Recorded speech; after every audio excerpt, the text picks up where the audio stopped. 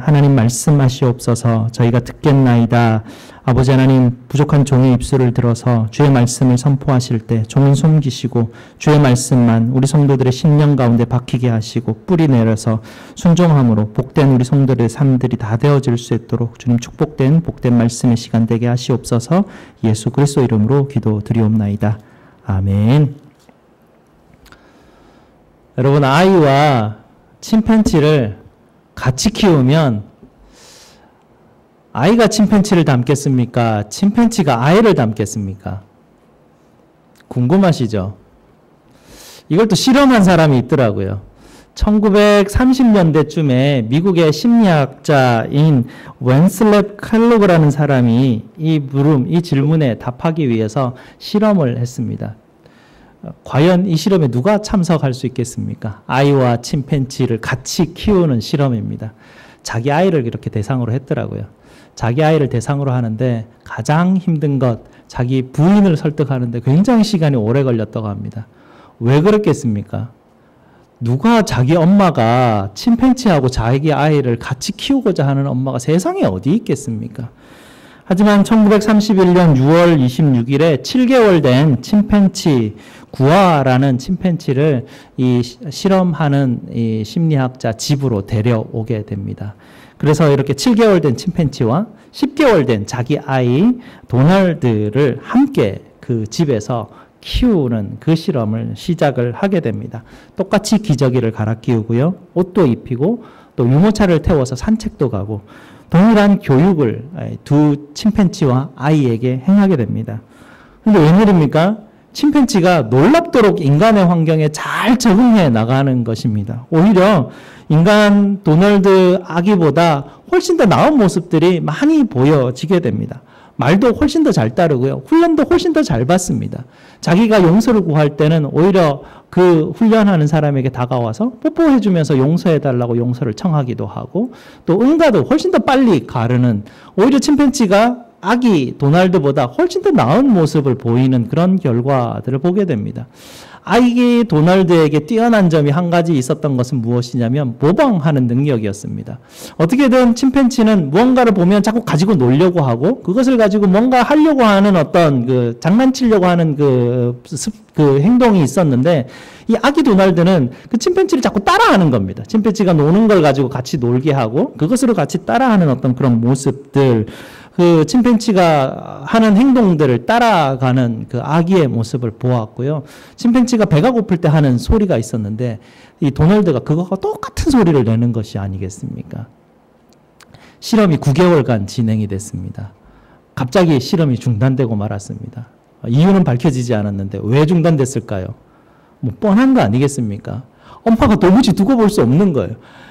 아이가 19개월 정도 됐는데 19개월 정도 우리 아기가 되면 아기가 어느 정도 단어를 사용하는 능력이 있고 사람과의 관계성 가운데 자라가는 어떤 모습이 보여야 되는데 아이가 19개월이 다 되었는데도 단어를 사용할 수 없는 것입니다. 그리고 침팬지의 소리를 자꾸 내어가는 그 모습을 보면서 그 엄마가 아무래도 우리 아이 잘못 놔두면 발달 장애가 겪어지지 않을까라는 생각 때문에 9개월 만에 이 실험을 취소했다고 합니다.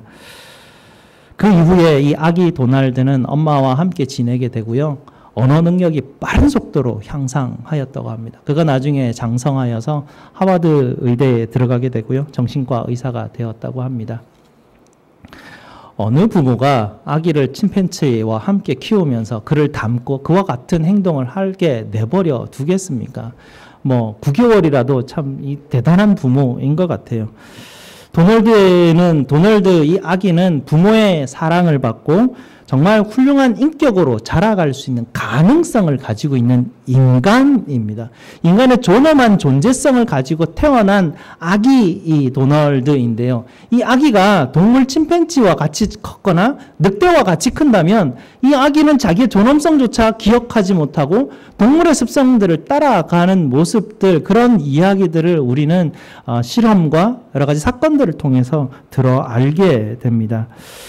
이 사람과 동물 사이에 이토록 큰 존엄성의 차이가 있습니다.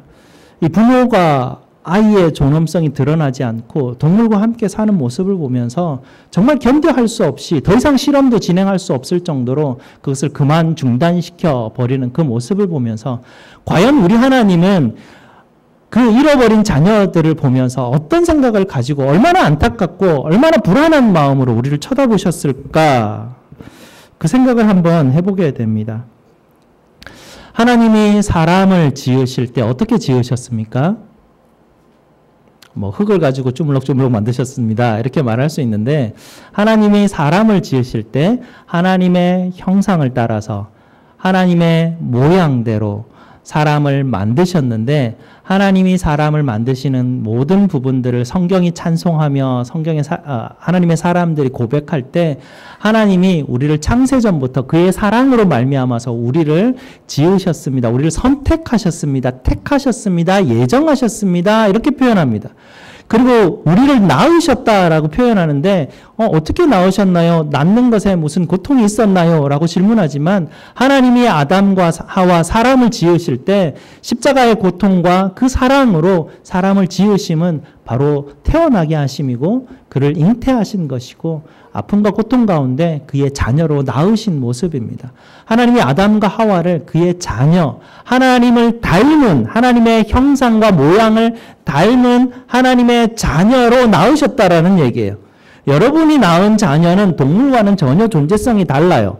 하나님이 낳은 존재는 그 외에 존재하고는 존재성이 전혀 달라요. 하나님의 거룩하심과 존엄하심과 크신 고귀함을 닮은 존재로 하나님이 아담과 하와를 만드시고 인류를 창조하셨습니다. 그러나 하나님께서 그렇게 하나님을 닮은 자로 만드시고 하나님께서 그 닮은 자에게 뭐라고 명령하셨습니까? 세상을 창조하시고 세상을 다스리라 하시면서 권세를 또한 부여해 주셨어요. 우리는 그래서 처음에 이 땅에 하나님께서 태어나게 하셔서 놓아두실 때는 이 땅을 다스리는 왕으로 존재했습니다. 하지만 이 땅에 자기가 주인이라고 말하는 어떤 한 존재가 있었습니다. 사단이었는데요. 뱀을 통해서 와서 이 아담을 유혹하게 되죠. 하와를 유혹하게 됩니다. 이 땅은 내 것인데 너가 나를 따라오면 너가 하나님같이 되게 해주겠다라는 것입니다. 예수님에게 했던 사단의 시험과 동일한 시험입니다. 네가 내게 절하면 이 모든 만물을 네게 주겠다라는 유혹을 하게 됩니다. 무슨 말입니까? 원래 우리 거예요. 원래 하나님의 아들과 딸로 태어났기 때문에 하나님이 우주를 다스리시는 권세를 우리는 소유하고 있고 그것을 우리가 자녀이니까 당연히 상속하게 돼 있는 권한과 권리가 우리에게 있는데 착각해버린 거예요. 이 땅의 주인이라고 생각하고 있는, 자처하고 있는 사단이 우리에게 다가오는 그 말에 혹해서 넘어가 버려가지고 정말 이 땅을 다스리는 자가 이 땅에 다스림을 받는 자에게 오히려 다스려지는 너무나 어처구니 없는 일이 이 땅 가운데 발생하게 되고 하나님이 그 일들을 통해서 우리를 향하여서 그 죄 가운데 있는 우리를 다시 한번 구원하시고 하나님의 형상을 회복하셔서 하나님의 자녀가 되는 권세를 주시고 그 권세로 말미암아서 하나님과 함께 때가 되면 그 심판의 날에 마지막 날에 하나님께서 우리를 그의 자녀로 완전히 삼으셔서 새하늘과 새 땅을 다스리는 자로 하나님이 우리를 부르신 그 부르심 앞에 우리가 지금 서 있습니다. 여러분, 이 거룩함과 죄성은 비교할 수 없습니다. 이 도널드와 이 침팬지를 비교할 수 없지 않습니까? 그 인격성과 그 존엄성은 동물과 인간성, 죄성을 가진 인간도 이 동물과 비교했을 때 비교할 수 없는 존엄함을 인간이 가지고 있습니다. 그러니까 죄 가운데 빠져서 하나님의 형상을 다 잃어버린 이 인간, 죄된 인간과 하나님의 거룩함을 가지고 있는 하나님께서 믿음으로 말미암아서 의롭다 칭하시고 그를 내 자녀라 칭하시고 자녀의 권세를 부여한 하나님께서 거룩함을 부여하신 하나님의 존엄한 하나님의 자녀의 존재성과 죄성 가운데 있는 이 인간의 존재성의 차이는 이 존재성과 동물의 차이성과 비교할 수 없을 정도로 엄청난 차이가 있는 것입니다. 그래서 우리가 그것을 도무지 상상조차 할 수 없는 부분들이고요. 그런 가운데 우리의 존재성이 놓여져 있습니다. 성경은 계속해서 우리에게 다가와서 하는 하고자 하고 하나님이 원하시는 것은 하나님이 원래 우리를 낳으신 대로 회복하시는 거예요. 그 형상을 다시 우리에게 부여해 주시고 우리를 깨닫게 하셔서 잊어버린 그것이 무엇인지도 몰랐던 존엄성을 하나님이 그곳에서부터 우리를 끄집어내셔서 우리로 하나님과 함께 양육하시면서 존엄성을 보여주시고 거룩성을 보여주시고 그분의 안식 가운데 우리를 넣으셔서 하나님과 함께 살아가는 이 안식과 평안이 도대체 무엇인지 이것이 얼마나 엄청난 축복인지를 우리에게 보여주시고 가르쳐 주시기를 원하십니다. 이 도널드 아기는 침팬지에게 이렇게 따라다니면서 배우는 존재로 태어나지 않았습니다. 이 도널드 아기가 정말 믿음 가운데 자라가게 되고 믿음의 가정 가운데 자라나서 하나님이 누군지 알고 어릴 때부터 말씀으로 훈련받고 하나님의 형상이 무엇인지 깨닫고 하나님의 형상을 닮아가고자 애를 쓰는 그 아이의 존재성을 부여받았다면 이 아이는 하나님의 백성의 권세를 가지고 엄청난 하나님의 거룩성을 드러내는 존재로 자라갔어야 되는 아이입니다. 그러나 이 아이가 무지한 똑똑한 척하는 무지한 그 부모의 실험 대상이 되어버려가지고 결국에는 침팬지를 따라가는 굉장히 저급한 그 가운데 버려지게 되고요. 그 안에서 그 아이는 자기의 존엄성이 무엇인지 알까요? 전혀 모릅니다. 잃어버렸고 잊어버렸고 그게 무엇인지조차 알 수가 없습니다. 그 엄마가 와서 그 아이를 끄집어내서 너는 내 사랑하는 아이고 내가 너를 낳았다라고 말하기 전까지는 이 아이는 그냥 침팬지하고 그냥 살아갈 뿐이에요. 늑대 인간도 마찬가지 아닙니까? 늑대와 그냥 살아갈 뿐이에요. 그를 구하여서 그의 부모가 너는 내 아이다라고 말하여서 그 존엄성을 부여해주고 보여주고 경험시켜주고 이제는 침팬지의 삶을 살아가는 게 아니라 이제는 사람의 삶을 살아가야 된다. 너는 내 사랑을 받고 살아가야 되는 사람이다. 그렇게 할 수밖에 없는 것이 부모의 입장입니다. 하나님이 바로 아버지로서 우리를 그렇게 부르시는 분이 하나님 아버지이십니다. 도널드 아기의 인생이 어떻게 됐을까요? 그 인생은 자살로 마무리되었습니다. 참으로 비참한 인생이었고 참으로 안타까운 인생이지 않을 수 없습니다. 존엄한 하나님의 거룩함을 드러낼 수 있는 그 복음을 알았다면 정말 이 영혼이 이렇게 허무하게 자살로 죽었을까라는 것입니다. 정말 안타까운 일이고요. 하나님께서 정말 놀라운 은혜로 우리를 정말 죄 가운데 버려두지 않으시고요. 정말 하나님께서 우리를 구원하시기 원하시는 아버지의 마음으로 하나님이 여러분을 찾아오시고 그 은혜를 정말 부어주시기를 원하시는 분이 하나님 아버지이십니다. 아멘. 그런데 첫 아담은 그러지 못했습니다. 첫 아담이 조금 전에도 말씀드렸듯이 강교한 뱀의 유혹을 물리치지 못하고 오히려 하나님을 닮아가는 하나님의 형상을 입어야 될 존재가 그걸 까먹어버리고 잊어버리고 사단의 존재성을 입어버리면서 사단의 자식이 돼버립니다. 그러면서 어떤 현상이 벌어졌냐면요. 창세기 3장 한번 찾아보시겠습니다. 창세기 3장 8절.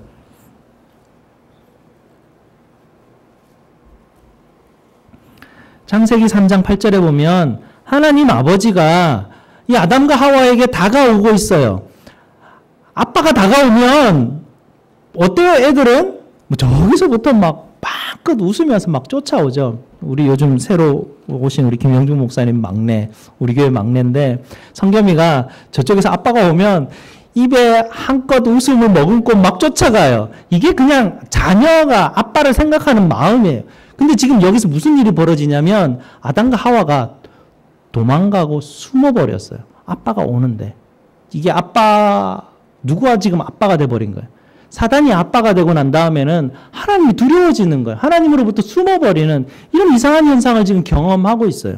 하나님께서 아브라함아 네가 어디 있느냐라고 찾으시는 그 아버지의 음성을 들었는데 그 아버지의 음성을 들었을 때 자녀면 어떤 마음이 듭니까? 안심과 안정과 보호와 따뜻함과 안식과 사랑 이 모든 것을 경험해야 되는데 지금 아담과 하와가 사단의 형상을 입고 사단의 자녀가 되고 난 이후에 하나님의 음성을 들을 때 수치스러움과 두려움과 죄책감을 느끼는 그런 존재가 되어버리는 것이 9절, 10절 말씀에 나타나고 있지 않습니까?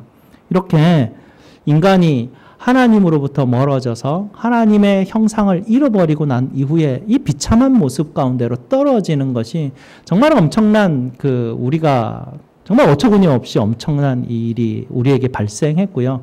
자연 만물이 더 이상 이 인간의 존엄성을 보지 못하고 인간이 다스리는 자연이 더 이상 인간에게 순종하지를 않습니다. 하나님에게 순종하지 않고 하나님의 다스림을 받지 않는 하나님의 형상을 잃어버린 존재가 더 이상 하나님의 형상이 아닌 것입니다. 그래서 자연은 하나님의 형상인 인간의 그 다스림을 받지 않고 엉겅퀴와 가시를 끊어내고 여러 가지 공격을 하는 자연의 만물의 공격 가운데 우리가 던져지게 되었습니다. 출애굽기 이 말씀은 이스라엘 백성이 애굽에 종살이하는 백성이 되었는데 그 종살이하는 민족에서 하나님의 백성, 하나님의 거룩한 백성, 하나님의 보배롭고 존귀한 소유된 하나님의 자녀된 백성으로 변화되어 가는 그 모습을 이 출애굽기는 우리에게 보여주고 있습니다. 하나님이 얼마나 안타까우셨겠어요. 하나님이 이스라엘 백성, 내 백성인데 내 백성이 저기서 종살이하고 있는 모습 보면서 얼마나 안타까우셨을까요?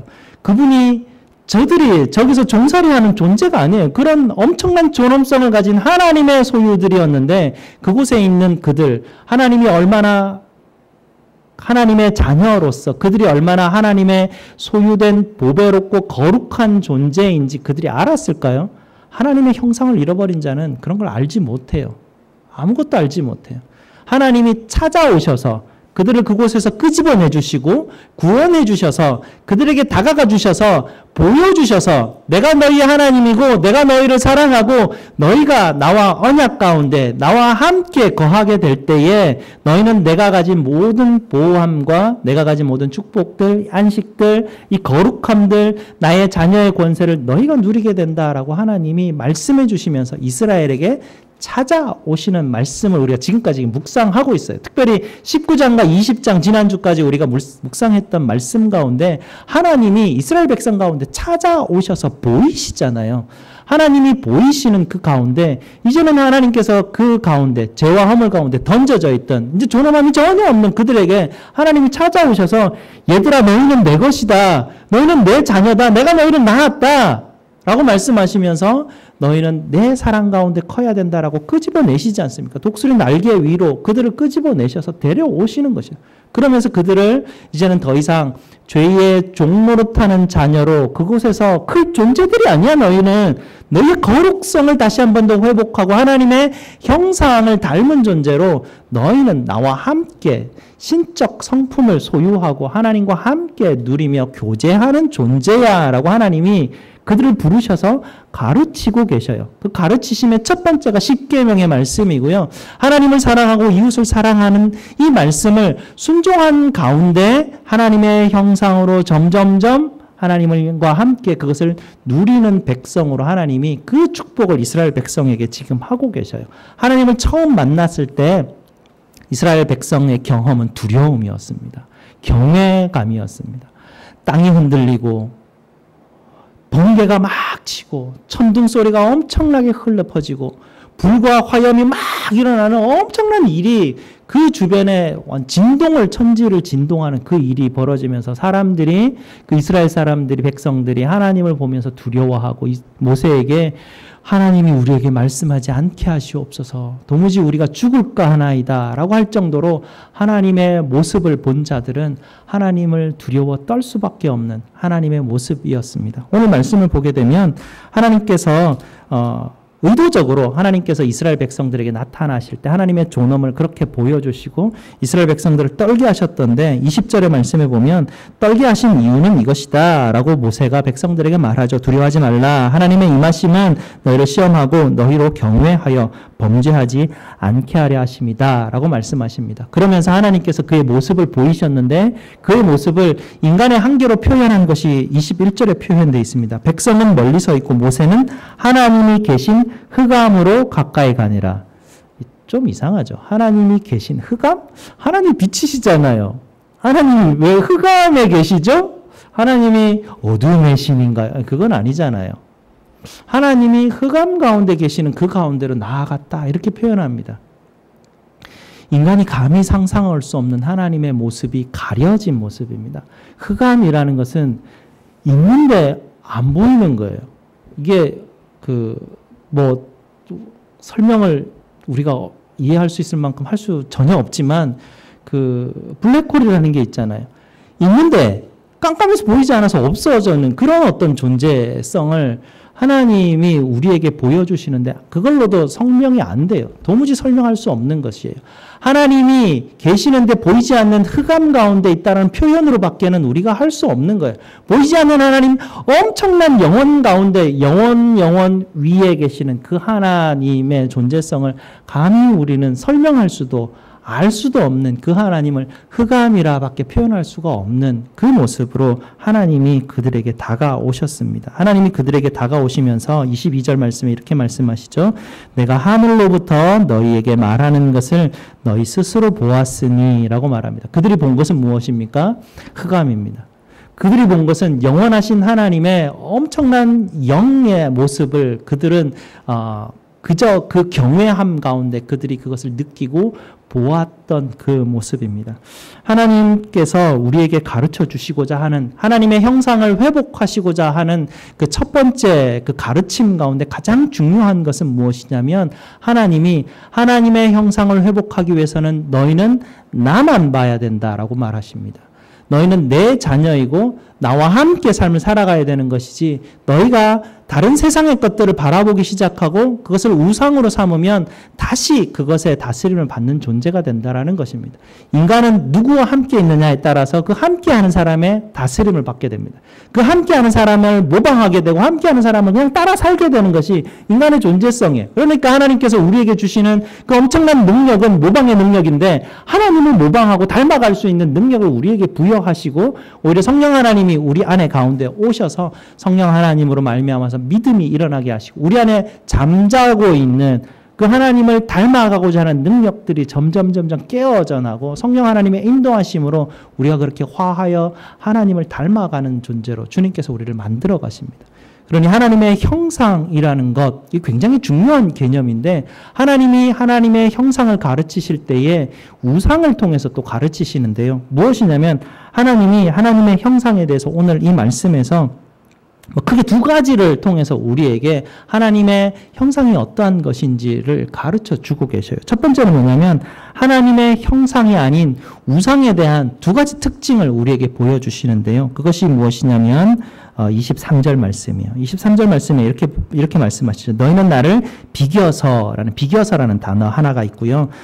금으로나 은으로나 너희를 위하여라는 단어가 있습니다. 이렇게 나를 비겨서 너희를 위해서 신상을 만들지 말라라고 말하십니다. 이 나를 비겨서라는 것은 alongside me, 내 옆에서 나와 나란히라는 것입니다. 하나님은 흑암 가운데 계시는 분이신데요. 우리가 원하는 하나님의 상을 영원 가운데 계시는 그 하나님과 나란히 놓지 말라는 이야기예요. 내가 하나님을 섬긴다라고 말하면서 내가 원하는 하나님의 모습이 이렇지 않을까라고 상상하지 말라는 이야기입니다. 옛날 사람들은 그것을 상상해서 우상으로 해서 만들었지만 은과 금으로 요즘을 살아가는 우리는 그것을 머릿속에 두고 영원하신 그 하나님이 누군지 알지 못했을 때 말씀을 보면서 말씀을 보고 깨닫고 따라가고 순종하고 하나님을 알아가려고 하나님 내게 지혜와 계시의 성령 하나님 내게 주셔서 눈을 밝히시고 하나님을 알고 깨닫게 하시옵소서 기도함으로 하나님의 존재 앞에 나아가서 하나님을 알고 깨닫기를 원하는 그 마음을 가지지 않고 내가 원하는 것을 하나님 앞에 이렇게 옆에 놓고 나란히 놓는 것입니다. 그래서 하나님이 이것이 내 하나님이라 생각하고 내가 원하는 하나님 앞에 나를 위해서 내가 예배하는 것입니다. 그렇게 우상을 만들지 마라. 이것은 영원히 계시는 하나님 앞에 신성을 모독하는 행위이다. 왜냐하면 하나님을 묘사할 수 없어요. 우리는 누구도 하나님이 어떻게 생겼다 말할 수 없어요. 이 땅에 있는 어떤 조금의 비유를 가지고도 하나님을 우리는 설명하거나 깨달을 수도 없어요. 그렇게 되었을 때 우리는 우상 숭배가 되는 것입니다. 이토록 하나님을 바라보는 것은 내 마음 가운데 있는 모든 것을 내려놓고 하나님만 향해서 오직 나아가는 것인데요. 특별히 하나님의 형상이라고 말할 때 이게 나를 위하여라는 말을 여기서 쓰고 있습니다. 너희를 위하여 만들지 말라는 것입니다. 너희를 위하여 만드는 것이 결국은 우상이 될 수밖에 없는데요. 너희가 하나님의 말씀이 뭐냐면 너희가 형상이라는 거예요. 너희가 하나님의 형상이지 하나님의 형상을 이 땅 가운데 표현할 수 있는 것이 이 땅에 아무것도 없다라는 것이에요. 이 땅 가운데 어떠한 것으로도 하나님의 형상을 두지 말고 그걸 섬기지 말라는 것이에요. 오히려 너희가 하나님의 형상이기 때문에 하나님이 너희에게 허락하신 형상을 회복하시게 하라고 허락하신 언약 안에 들어와서 하나님이 주신 계명의 말씀, 하나님을 사랑하고 이웃을 사랑하라는 계명의 말씀 가운데 너희가 올라져 있고 그 말씀으로 순종하며 삶을 살아갈 때 너희가 형상이 되는 거예요. 너희가 하나님의 형상으로 닮아서 하나님의 자녀가 되는 그 원리를 하나님께서 이스라엘 백성들에게 가르치십니다. 그래서 하나님이 첫 번째, 두 번째, 세 번째 계명을 가지고 하나님의 형상을 가지고 이스라엘 백성들에게 너희가 하나님의 형상이라는 것을 계속 가르쳐주고 계시고요. 형상은 어떻게 되어지는 것이냐? 하나님의 말씀을 순종함으로, 하나님을 믿고 신뢰함으로 내가 하나님의 형상으로 닮아가는 것입니다. 그렇게 하나님께서는 우리에게 우상을 섬기지 마라, 너희를 위하는 자를 만들지 마라 하는 것입니다. 하나님의 형상을 쫓아가는 것은 오직 하나님의 말씀밖에 없습니다.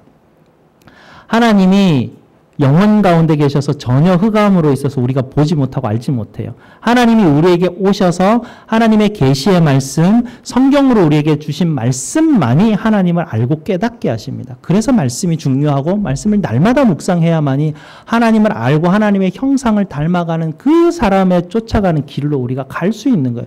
그래서 말씀하는 것이죠. 말씀을 통해야만 하나님의 형상을 우리가 덧입을 수 있기 때문에 그렇습니다. 그래서 이 말씀을 통해서 하나님 앞에 나아가야 되는데요. 말씀 앞에 서면 내가 원하는 하나님, 나의 죄성이 말씀에 비추어서 다 보이게 됩니다. 그래서 내가 원했던 하나님이 이런 하나님이었는데 알고 보니까 하나님은 그 하나님이 아니라 거룩하시고 존엄하신 하나님이었다는 것을 깨닫게 됩니다. 내가 헛된 것을 구했다는 걸 알게 돼요. 그러고 난 다음에는 오직 하나님만 예배하는 자로 내가 서게 하시옵소서라는 내 마음의 방향성이 완전히 바뀌어버립니다. 이전에 사단의 아들이었을 때 원했던 그 신을 섬겼던 그런 모습들이 다 벗겨지게 되고 옛사람이 벗겨지게 되고 십자가에 못 박히게 되고 하나님을 닮은 새 사람으로 거듭나서 하나님을 향해서 쫓아가는 사람으로 우리가 바뀌어지게 됩니다. 내가라는 새 가운데 들어와 있을 때 내가 지금 누구를 예배하는가, 항상 내가 누구 앞에 와 있는가 정확하게 아셔야 됩니다. 예배자가 지금 어디에 와서 예배하는지 모르고 그냥 얼렁뚱땅 가만히 앉아 계시면 갑자기 이상한 존재를 예배하게 돼요. 우리는 누군가 반드시 예배하는 존재예요. 하나님을 예배하지 않으면 나는 무신론자, 나는 신이 없어요. 이렇게 말할 수 없어요. 신이 없는 그걸 신을 섬겨서 그걸 섬기는 거예요. 누군가를 섬기며 다스림을 받고 삶을 살아갈 수밖에 없어요. 하나님께 다스림을 받지 않으면 나는 반드시 다른 것에 다스림을 받게 돼요. 우리가 경외하는 것, 우리가 두려워하는 것을 우리는 섬기게 돼 있습니다. 하나님을 두려워하라는 것은 하나님을 섬기라는 얘기예요. 하나님을 경외하라는 얘기는 하나님만 예배하라는 얘기예요. 근데 우리 마음 가운데 무슨 두려움이 있습니까? 여러분이 두려워하는 것, 여러분 그걸 섬기게 돼요. 예배 가운데 나와 있는데 여러분 마음 가운데 무언가가 두려움이 있고 그것 때문에 계속 신경이 쓰이면 여러분 예배 자리에 나와서 지금 혼란스러운 거예요. 내가 지금 누구를 예배해야 될지 지금 굉장히 헷갈려하고 혼돈스러워하는 것입니다. 내가 지금 우상 앞에 나가야 될지 하나님 앞에 나가야 될지 굉장히 혼란 가운데 있습니다. 그런 혼란 가운데 있을 때 여러분이 기도할 수 있어요. 하나님께서 여러분에게 은혜 주셨고 기도할 수 있습니다. 하나님, 내 마음 가운데 두려움이 있습니다. 하나님, 우리 집에 있는 이런 우환과 여러 가지 걱정과 염려 때문에 내가 걱정 때문에 주님 앞에 나와서 예배드리기가 굉장히 힘듭니다. 하나님, 나를 불쌍히 여겨주시고 시간 나는 연약해서 내 마음은 자꾸 저기에 향하고 있는데 하나님, 내 영혼은 하나님만 두려워하기를 원합니다. 그리고 예배를 통해서 이 모든 세상의 두려움들이 다 없어지게 하시고 오직 하나님만 두려워하게 하시고 내가 하나님을 닮지 못하는 것, 내가 하나님의 형상을 잃어버리는 것, 이것만 내가 두려워할 수 있게 주님 나를 인도하시옵소서라고 할 때 물리치고 예배 가운데 나올 수 있는 것입니다. 그래서 내가 예배자가 되는 것이에요. 하나님 두 번째 우리에게 주시는 말씀은 무엇이냐면